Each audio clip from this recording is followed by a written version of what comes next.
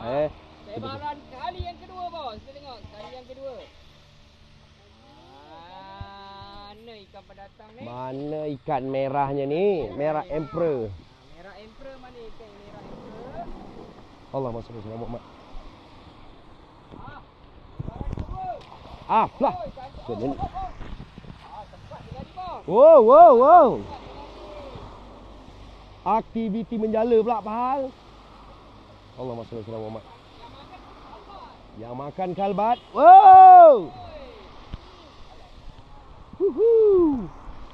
Woi, ada.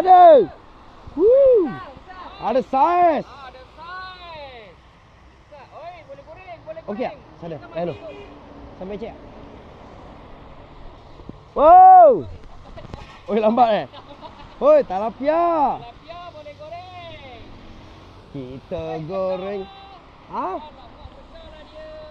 Alamak. Sedapnya makan ikan tilapia.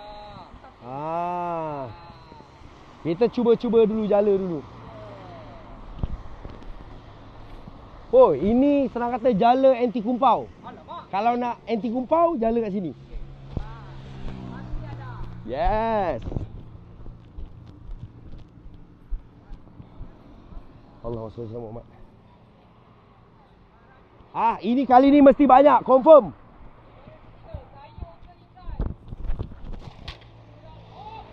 Kena pula. Kena lepaskan.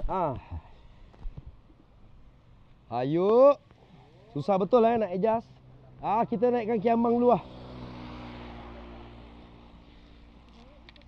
Alamak, ada sangkut lah.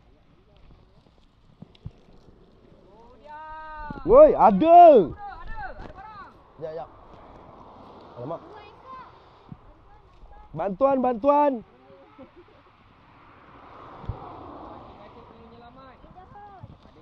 Nanti koyak. Woi, Spiderman. 2 dari 50 ekor. Tinggal 48 ekor. Gang, spesies ni jangan dilepaskan. So, ada ikan. Sepat. Asingkan di antara ikan tempatan. Level jauh sangat tu.